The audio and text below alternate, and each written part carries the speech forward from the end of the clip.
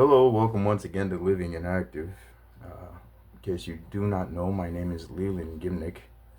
Um, this is going to be the inaugural video on a playlist I launched a couple days ago in the posts tab of this channel called Misbehaving Cripple.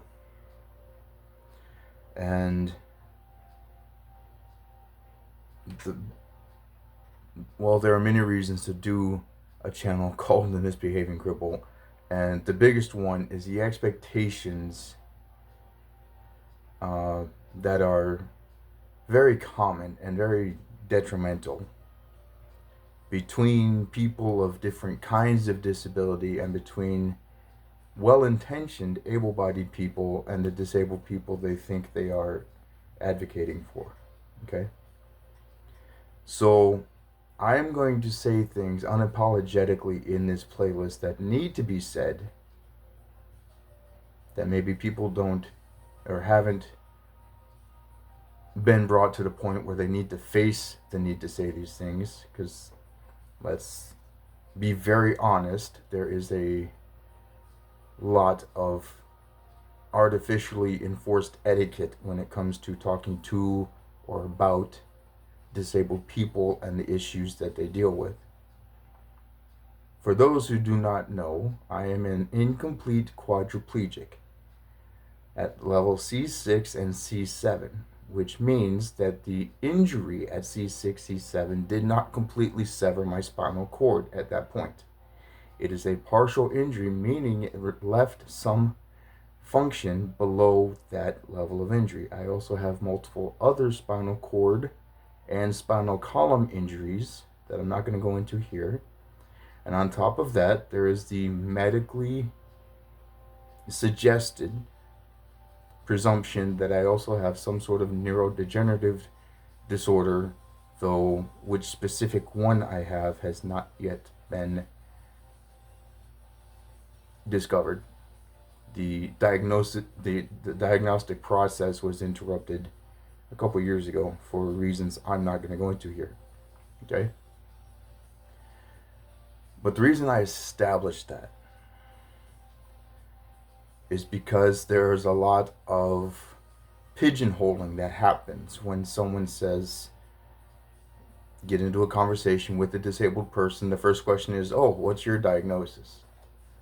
And as soon as that person says, well, this is what my medical paperwork says, the other person, without even getting to know the other person or having any desire to know the other person, but trying to troubleshoot that person's claim to the diagnosis that they've been handed, they will instantly, most likely, go into the litany of diagnostic criteria that they've remembered from whatever YouTube videos they watched or whatever, and start sharpshooting the person they've just met that they could potentially make actual friends with, acting as though they are a disability compensation benefits claims adjuster and not a random person that has absolutely no power in the other person's life whatsoever. That happens a lot. Oh, you have this level of spinal cord injury, so that means that you're able to do... No. Every single spinal cord injury presents differently for every single person, because not every single injury happens the same way. Not every single break in the skeletal structures of the spinal column occurs along a single plane or follows a pattern of breakage that causes identical damage to whatever parts of the spinal cord it impacts or transverses.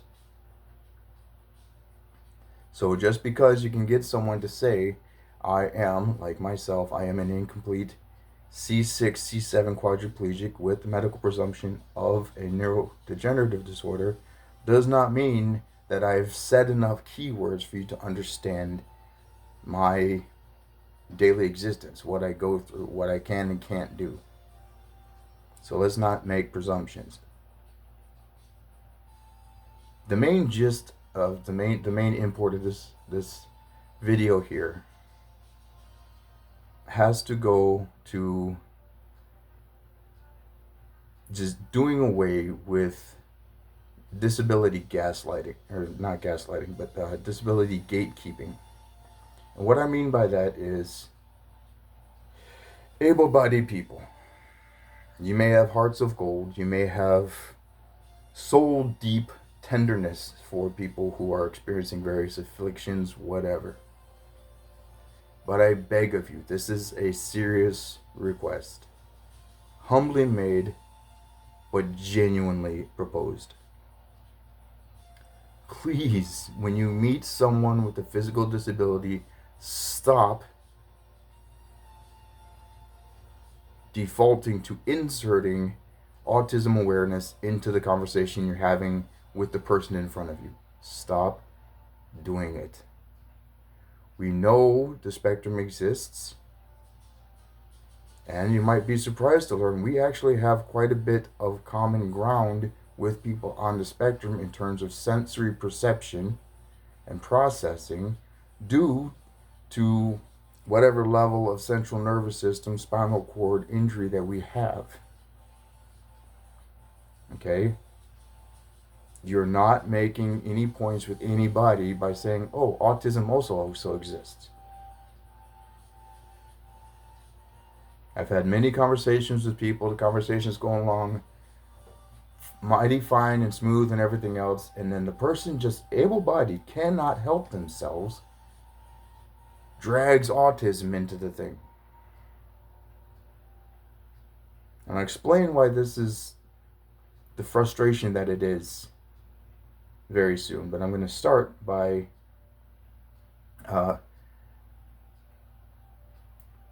sort of showing a comparison type thing. I, if you don't know, have the documents required by man to be called an ordained minister, quote unquote, of the Christian faith. I got this in order to get my foot in the door after I was delivered from many kind of dependencies by the Lord, because I wanted to get into addiction recovery clinics and share my testimony and let that be informative to the recovery, the restoration, the renewal of people that were stuck in cycles of addiction and had been for many years, who might think that they were beyond hope. I have met many people, and there are two notorious, quote unquote, faith-based recovery movements where the followers of it, whatever, the administrators of it, let's say, whenever believers, okay, people that grew up in the church, that love the Lord, that sing praise to the Lord, and they say all kinds of things about the sufficiency and the power of Jesus Christ. Once they put on that recovery whatever hat, I've tried this on several of them, and this is 100% the case all of the time. You ask them to say, as a believer, that Jesus is utterly powerful, completely sufficient to heal anything and everything that can ever happen to a human being. And they will say yes. That is true. You apply that same question to addiction with the byline that everyone assumes that addiction is a lifelong disease,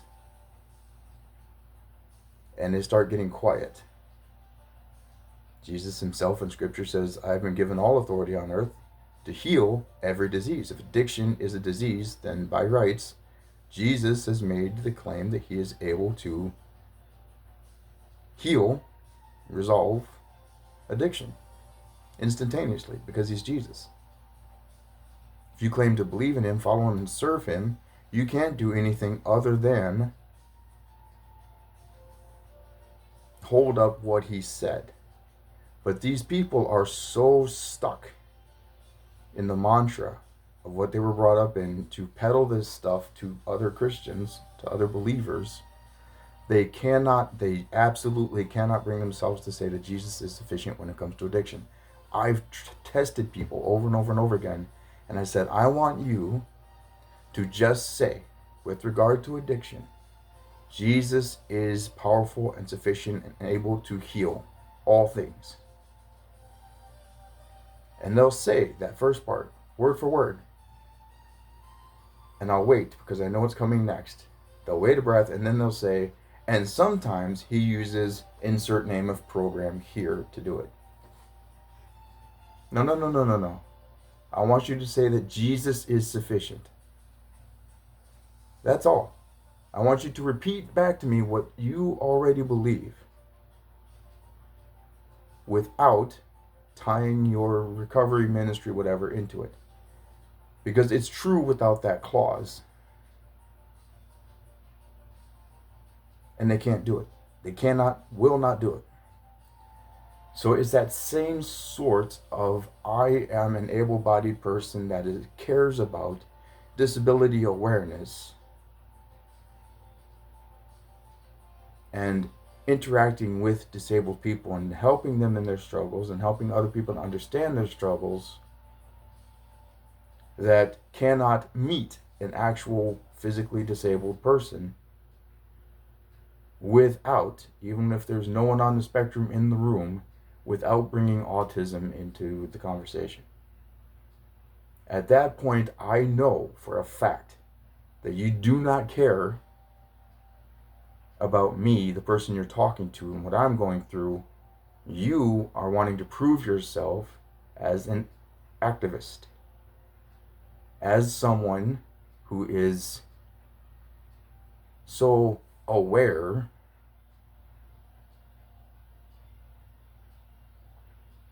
that it's all you can think of. Yes, people on the spectrum have their struggles. I'm not denying that. But if you're not in a room talking to or about anyone on the spectrum or anything having to do with autism, please restrain yourself from bringing in something that isn't part of the conversation, because it feels like, to the person that you're talking to, like you're trying to slap an Uno reverse, basically, on the person's lived experience, their expertise in their own life, by bringing in something that you're assuming they don't understand, and you're trying to bait them into saying, well, yes, okay, these people are disabled too, just like I am. That's a very nasty trick to pull on people. It's manipulative. Okay? I know it serves your narrative, but I'm going to ask you to stop doing it, because you're telling me more about yourself than you think you are when you do that. So let me shine a little bit of light on the experiences of the people who are not found to be on the spectrum, but that bring us into a better level of understanding with what people on the spectrum actually go through than you realize. And maybe you'll see why that falls so flat when you can't help but drag that into a conversation you're having with someone that's not on the spectrum.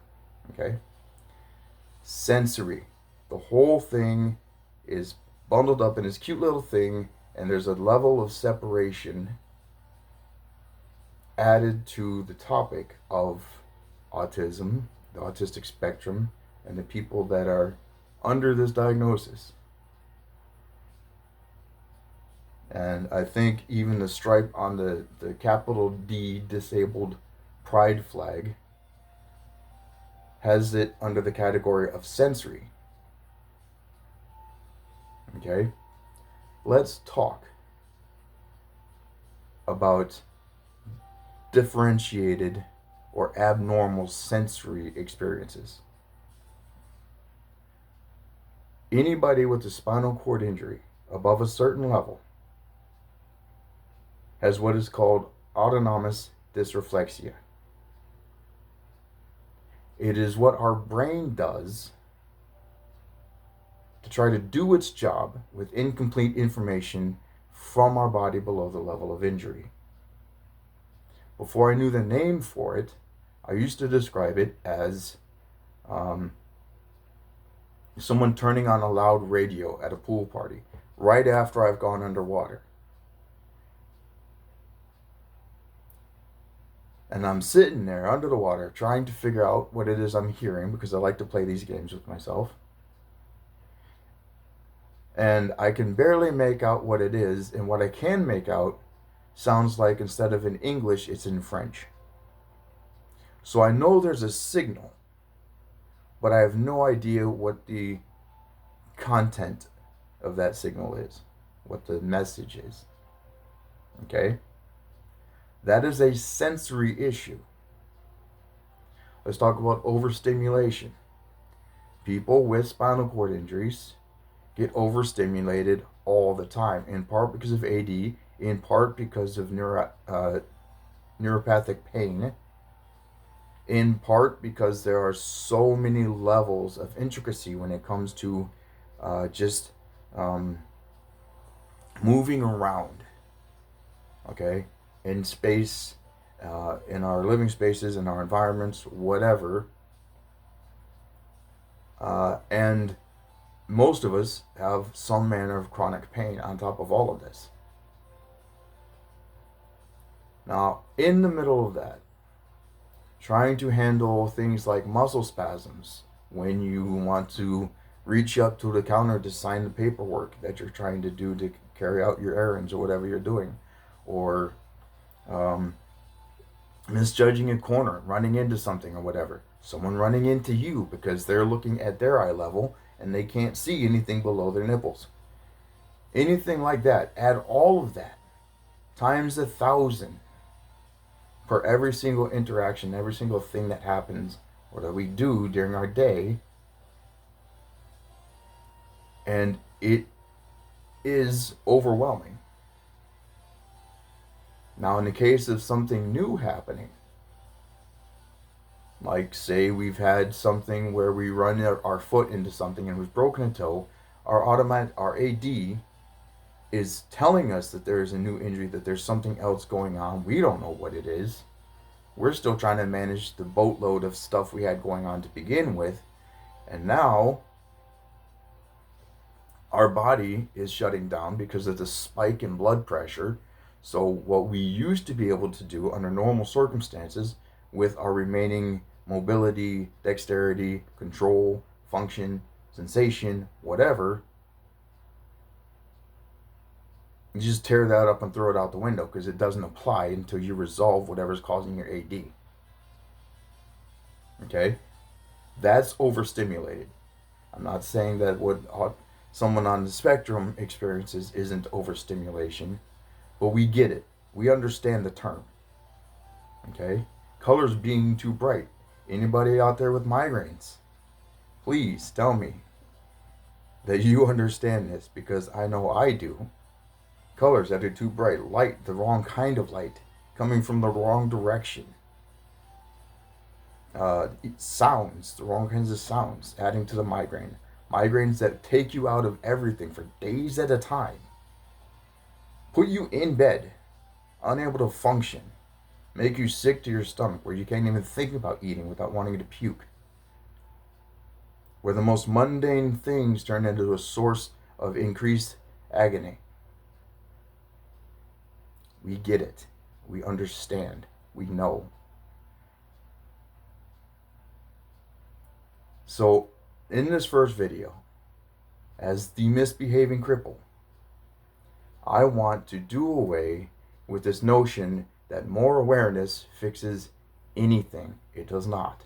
If there's anything that anybody should have learned from this whole not all wheelchair users are paralyzed awareness campaign, or the enigma of the success of the ambulatory wheelchair user phenomenon, is that now people who genuinely cannot get out of their wheelchairs have to worry about so much awareness that some people who are in wheelchairs can actually get up and move around independently of their wheelchairs. That people like me, for instance, have to get decals on our vehicles, patches that we can put on our clothing, marking us as non-ambulatory. Because I, for one, I am not about to allow myself to get tased for non-compliance because a bunch of the invisible disability people succeeded in making a big stink about not all people in wheelchairs are paralyzed. And so now people assume that everybody they see in a wheelchair, to some degree or other, is able to get out of it and move around. You're doing damage. Okay, cool. You've gotten a little bit of favor, a little bit of whatever for yourself, but you are hurting other people with what you're gaining for yourself. This is what I mean by disability gatekeeping. Okay, this is, well, you're physically disabled. Your disability is mobility based, so you can't possibly understand the struggles of someone with a chronic illness. Well, guess what? Boo. I have one of them. Don't know what it is, but I have one of them. Ask me about fatigue. Ask me about my energy in the middle of a task suddenly evaporating and I have nothing left. This was true before I was in the wheelchair, and it's even true after I'm in the wheelchair.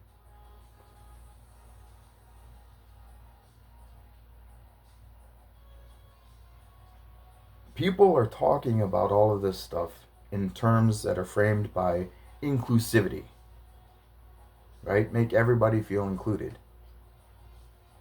But the people that are doing it are actually throwing in such a stratified level of almost like a qualification prerequisite. If you're going to talk about disability, you have to know absolutely every single thing about every single finely delineated aspect of disability, or you're not disabled aware, no matter how disabled you actually are. And since you're not familiar with every single page of the manual that apparently everybody got in orientation day, you're not allowed to speak.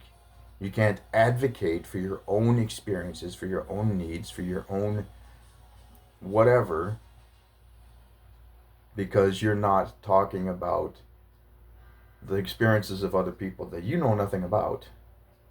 And this is usually coming from people that don't know anything about any kind of disability. So, I know it is able-bodied people that are driving most of this awareness stuff.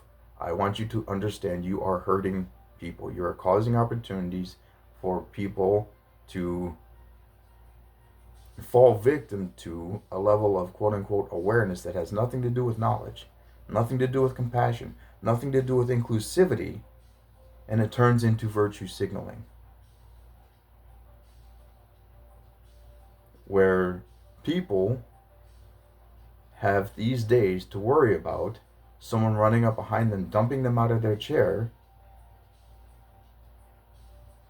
or a police officer pulling them over and then tasing them because they can't comply with step out of your vehicle. These are things we now have to worry about because of the success of your awareness campaigns. I know it's not going to happen, but as a person, as a disabled person,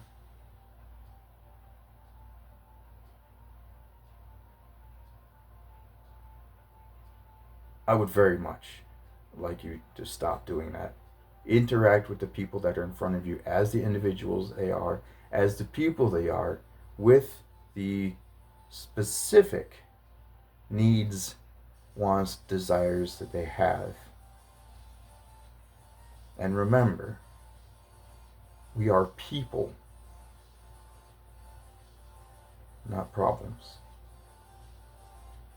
I close concludes this video. As I say on all of my videos on my other playlists, remember Hebrews 11:6, without faith it is impossible to please God. So those who come to God must believe that He is, that He is a rewarder of those who seek Him. And until next time, if there is a next time, and there might not be, God be with you.